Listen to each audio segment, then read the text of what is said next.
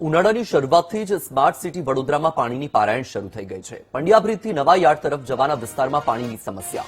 સરદારવાડી, લાલપુરા વિસ્તાર, રામેશ્વર ચાલ, તિવારી ચાલમાં પાણીની તંગી। છેલ્લા 10 દિવસથી લોકો પાણી માટે વલખા મારી રહ્યા છે। પાણીની લાઇનમાં ખામી આવતા લોકોને પાણી નથી મળી રહ્યું। વારંવાર રજૂઆત છતાં કોઈ કાર્યવાહી ન થતા સ્થાનિકોમાં રોષ છે। ગામડાઓ સુધી પાણી પહોંચાડવાની વાતો સામે શહેરી વિસ્તારો પણ પાણીથી વંચિત છે। પાણીના નળના અભાવે સ્થાનિકો બીજા વિસ્તારમાંથી પાણી લાવવા માટે મજબૂર છે। 10 દિવસે તંત્રે પાણીનું ટેન્કર મોકલતા સ્થાનિકોની પીવાની પાણીની વ્યવસ્થા થઈ।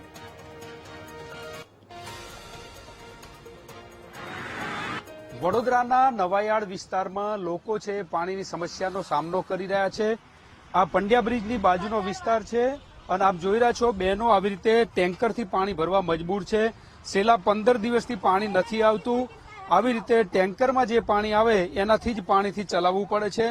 મહિલાઓ આ મહાનગરમાં રહી રહ્યા છે, સ્માર્ટ સિટીમાં રહી રહ્યા છે। સ્માર્ટ સિટીની અત્યારે આરી હાલત છે।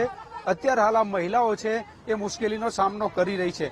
જે રીતે પાણી મેળવવા માટે દોડાદોડી કરવી પડે છે મહિલાઓને અને આ સ્થિતિ છે। બેન, શું કહો છો, કેટલા દિવસથી આવી સ્થિતિ છે?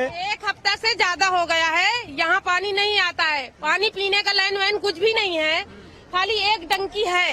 वो डंकी एक हफ्ता से ज्यादा हो गया बिगड़ी है।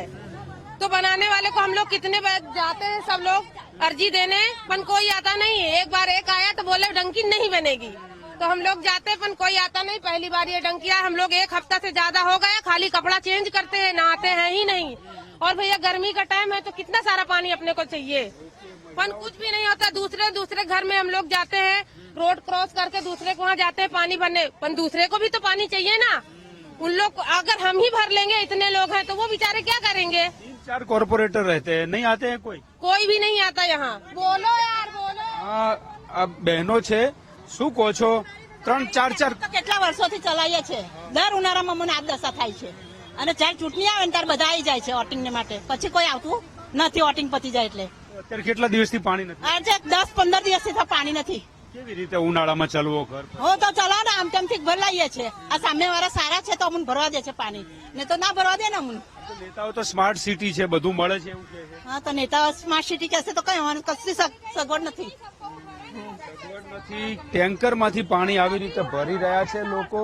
અને આજે આપ જોઈ રહ્યા છો આ દ્રશ્યો શહેરના, કે વડોદરા શહેરમાં પંડ્યા બ્રિજ પાસેના નાગરિકો છે આવી રીતે સામનો કરી રહ્યા છે મુશ્કેલીનો। બેન, કેટલી મુશ્કેલી પડી રહી છે પાણી માટે? બહુ જ મુશ્કેલી પડી રહી છે ભાઈ। આ હાલત છે અત્યારે વડોદરા શહેરનો। આ પંડ્યા બ્રિજથી નવાયાર્ડ તરફનો રસ્તો ને એની આજુબાજુ રહેતા લોકો છે એ પાણી માટે અત્યારે વલખા મારી રહ્યા છે। પાલિકાના શાસકો ખૂબ સારું ચિત્ર દેખાડી રહ્યા છે, પરંતુ ઉનાળામાં વડોદરાની મહિલાઓની આ વાસ્તવિકતા છે। કેમેરામેન કિશોર ક્ષીરસાગર સાથે માનુ ચાવડા, વીટીવી ન્યૂઝ, વડોદરા।